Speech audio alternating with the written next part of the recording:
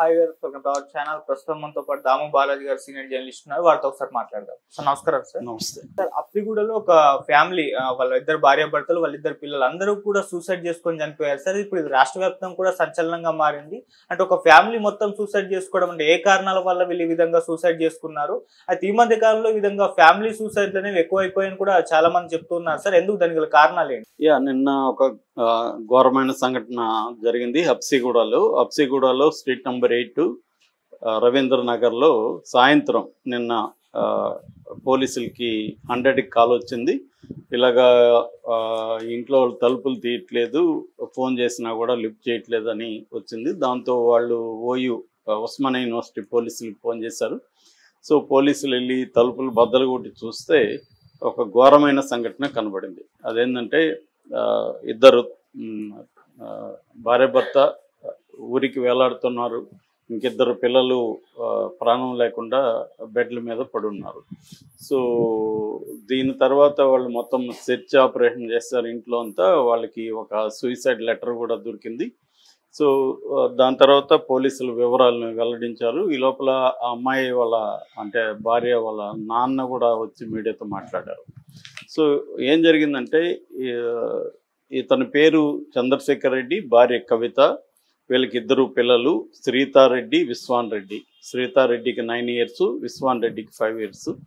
So వీళ్ళది కల్వకుర్తి, అంటే నాగర్ కర్నూలు జిల్లా కల్వకుర్తి మండలంలో ముకురాళ్ళు అనే గ్రామం. 1 yearగా ఇక్కడ ఉంటున్నారు. సో ఇతనికి చంద్రశేఖర్ రెడ్డికి 42 ఏళ్ళు, ఆ అమ్మాయికి భార్యకి 35 ఏళ్ళు కవితకి. సో ఈ సూసైడ్ నోట్లో ఏముంది అనుకున్నప్పుడు అది చాలా బ్రీఫ్గా ఉంది. నా చావుకు ఎవరు కారణం కాదు, వేరే మార్గం లేక నేను ఆత్మహత్య చేసుకుంటున్నాను, క్షమించండి. నాకు కెరీర్లో ఇబ్బందులు ఉన్నాయి, శారీరకంగా మానసికంగా సమస్యలు ఉన్నాయి, మధుమేహం ఉంది, నరాల జబ్బు ఉంది, కిడ్నీ సమస్యలతో బాధపడుతున్నాను అని ఆయన రాసుకున్నారు, చంద్రశేఖర్ రెడ్డి. అయితే ఇది ఎలా జరిగి ఉండొచ్చు ఏంటి అనేది బాడీలను అయితే పోస్ట్ మార్టంకి పంపించారు. దీన్ని ఇప్పటివరకు పోలీసులు విచారణలో తేలింది ఏంటంటే, ఈ చంద్రశేఖర్ రెడ్డికి ఒక 6 months వరకు జాబ్ ఉన్నింది. నారాయణ జూనియర్ కాలేజీలో లెక్చరర్గా చేసేవాడు. భార్య హౌస్ వైఫ్. సో ఈ పెద్ద పాప శ్రీతారెడ్డి ఏమో ఫిడ్జ్ స్కూల్ అని అబిట్స్లో స్కూల్లో చదువుతుంది, 9th class. విశ్వాన్ రెడ్డి ఏమో జాన్సన్ గ్రామర్ స్కూల్లో చదువుతున్నాడు, 5th class. సో 6 నెలల నుంచి వీళ్ళకి ఆర్థిక సమస్యలు చుట్టుముట్టాయి. అంతకుముందు కూడా పెద్దగా ఆర్థికంగా ఇద్దరు కూడా గొప్పగా లేరు. సో ఇతని సంపాదన మీదే ఫ్యామిలీ నడవాలి, ఆస్తులేమి లేవు. సో కొంత ఆరోగ్యపరంగా అప్పులు, పిల్లల చదువుల కోసం ఖర్చులు ఇవి పెరిగిపోయినాయి అన్నమాట. దాంతో ఈ 6 నెలలుగా అప్పులు అవి చేసి ఇబ్బందులు అవుతుంది. సో దాంతో వీళ్ళు భర్త 20 రోజుల నుంచి సూసైడ్ ప్లాన్ చేస్తున్నాడని భార్యకి కౌన్సిలింగ్ చేస్తున్నాడు చనిపోదామని. సో భార్య కూడా కన్విన్స్ అయింది. దీంతో మన ఇద్దరం చనిపోతే పిల్లల పరిస్థితి ఏంటి, వాళ్ళు అనాథలుగా మారిపోతారు, సో అది వద్దు, వాళ్ళని కూడా చంపేద్దాం అని డిసైడ్ అయ్యి ఈ పాప, ఈ శ్రీతారెడ్డికి ఏమో ఉరివేసి చంపేశారు, ఈ బాబుకేమో విషం ఇచ్చారు, తాము ఇద్దరు కూడా ఉరివేసుకొని చనిపోయారు. ఇది బేసిక్గా జరిగిన సంఘటన.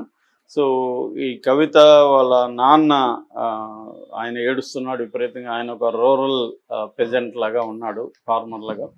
సో ఆయన, నేను కూలైనా చేసి చాక్కుండా ఉండేవాడిని, నాకు ఈ విషయమే తెలీదు, వీళ్ళు బాగున్నారు అనుకున్నాను, వాళ్ళ మధ్య కూడా ఎలాంటి గొడవలు ఉన్నట్టు కూడా ఎప్పుడు మా పాప చెప్పలేదు అని ఆయన కన్నీరుగా ఏడుస్తున్నాడు.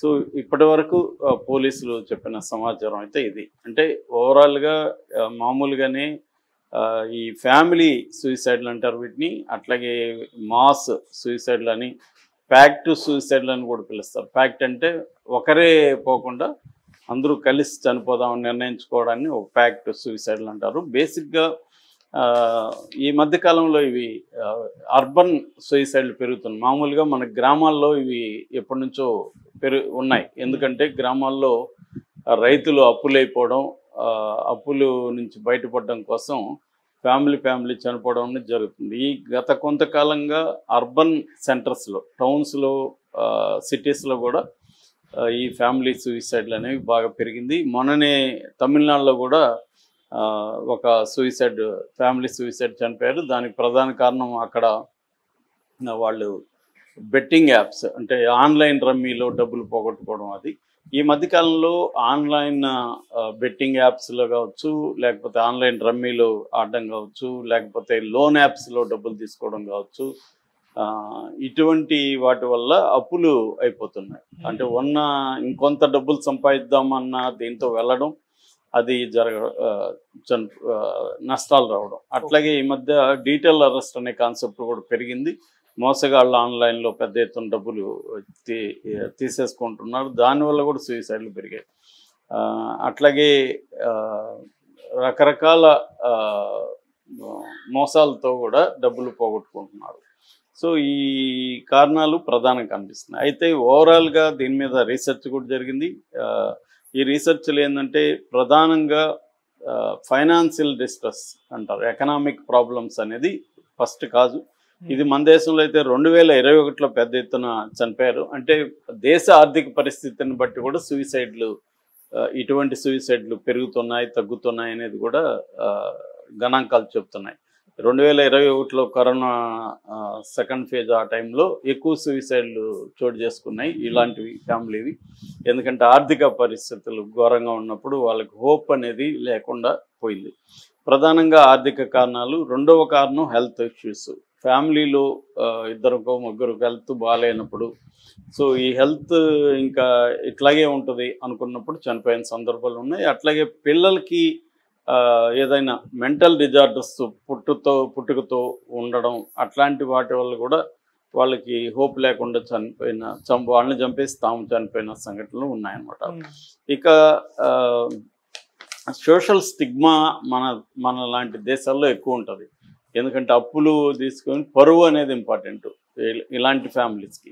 నిజానికి వీళ్ళు ఇద్దరు కలిసి ఏదో ఒక కష్టం చేసుకుంటే బతకలేని పరిస్థితి ఏం కాదు. ఎందుకంటే ప్రైవేటు ఒక కాలేజీలో ఆయనకి రాకపోయినా ఇంకొక కాలేజీలో వస్తుంది, ట్యూషన్లు చెప్పుకోవచ్చు, ఆమె ఏదో ఒక పని చేసుకోవచ్చు.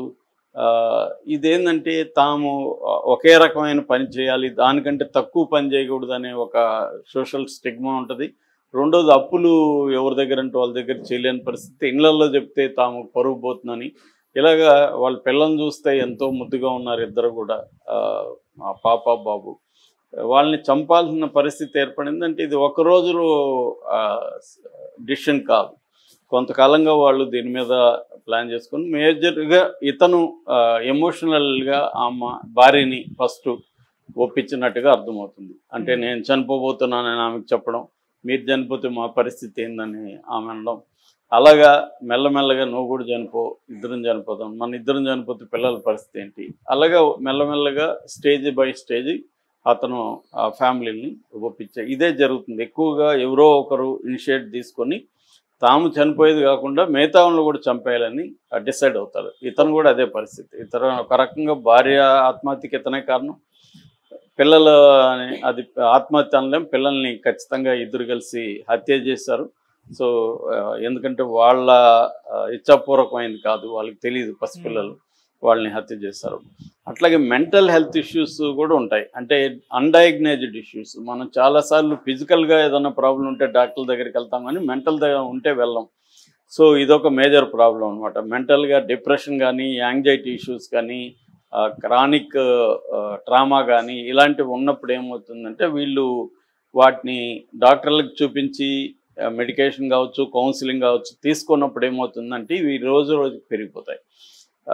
నెక్స్ట్ అంశం media and projection. Social media కావచ్చు, మెయిన్ మీడియా కావచ్చు, ఈ మీడియా ఇన్ఫ్లుయెన్స్ కూడా ఉంటుంది. అంటే వీళ్ళు వేరే చోట ఇలాంటి ఆత్మహత్యలు చూస్తూ ఉంటే మనకు కూడా ఇలాగ సొల్యూషన్ ఉందనిపిస్తుంది.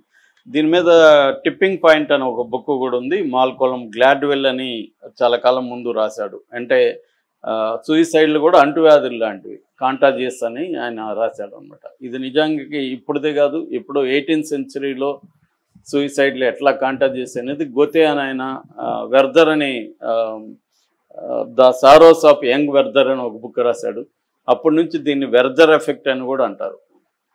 ముఖ్యంగా డేవిడ్ ఫిలిప్స్ అనే సోషాలజిస్టు ఈ సూయిసైడ్ల మీద రీసెర్చ్ చేశాడు. ఆయన ఇది అంటువ్యాధులు అని చెప్తాను. దీన్నే వెర్దర్ ఎఫెక్ట్ అంటారు. వెర్దర్ ఎఫెక్ట్ అంటే ఒక దగ్గర సూసైడ్ చేసుకుని దాన్ని చూస్తే మనకు కూడా సూసైడ్ చేసుకోవాలని ఫీలింగ్ రావడం అన్నమాట. ఇలాగా పెరుగుతున్నాయి. సో ఇలాగే ఎవరికైనా ప్రాబ్లమ్స్ ఉన్నప్పుడు వీళ్ళు సైకలాజికల్ కౌన్సిలింగ్ తీసుకోవాలి. ఇలాగ మాకు చనిపోవాలనే ఫీలింగ్ వస్తుంది అనేది మాట్లాడాలి. అట్లాగే దీనికోసం కొన్ని సంస్థలు కూడా పనిచేస్తున్నాయి. సూసైడ్ నివారణ కోసం వాళ్ళని కాంటాక్ట్ చేయొచ్చు. రెండోది ఆర్థిక సమస్యల గురించి కూడా ఫైనాన్షియల్ కన్సల్టెంట్ని మీట్ కావడం, ఫ్యామిలీస్తో ఫ్రెండ్స్తో డిస్కస్ చేయడం. మాకు ఈ ఆర్థిక సమస్యలు ఉంది, దీని నుంచి ఎలా బయటపడాలని డిస్కస్ చేస్తే ఏదో ఒక సొల్యూషన్ అయితే దొరుకుతుంది. ఇవాళ ఉద్యోగాలు చేయాలనుకుంటే ఏదో ఒక ప్రైవేట్ దాంట్లో ఏదో ఒక ఉద్యోగాలు అసలే లేని పరిస్థితి లేదు. ఖచ్చితంగా నిరుద్యోగం అయితే ఎక్కువ ఉంది ఇండియాలో. దాదాపు 15% అన్ఎంప్లాయ్మెంట్ రేటు ఉంది ఇండియాలో. అది ఖచ్చితంగా పెరుగుతోంది కూడా. కానీ అట్ ద సేమ్ టైం ఏదో ఒక రకమైన కనీసం గిగ్ ఎకనామీ అంటారు, అంటే క్విక్ కామర్స్, డెలివరీ ఇవి చేసుకోవచ్చు. ఏదో ఒకటి మనం కష్టపడదాం అనుకున్నప్పుడు అయితే చేసుకోవచ్చు. కానీ ఇలాంటి వాళ్ళు ఏంటంటే ఒక స్టేజ్ లెక్చరర్ స్థాయి కంటే కింది, ఇప్పుడు ఫర్ ఎగ్జాంపుల్ ఆయనకి లెక్చరర్ ఉన్నాడు, టీచర్ పోస్ట్ వచ్చే స్కూల్లో పోయి చేయొచ్చు కదా. కానీ దానికి వాళ్ళు సిద్ధం కాదు. నేను పెద్ద స్థాయి నుంచి దిగనాను అంటే మార్పుకి సిద్ధంగా పరిస్థితి ఉంటుంది. అందుకని వీళ్ళు కౌన్సిలింగ్ తీసుకోవాల్సిన అవసరం ఉంటుంది. అట్లాగే ప్రాబ్లమ్స్ని ఫేస్ చేసి ఈ సొల్యూషన్ వైపుగా థింక్ చేస్తే ఖచ్చితంగా దొరుకుతాయి. కానీ వీళ్ళు ఏం చేస్తారు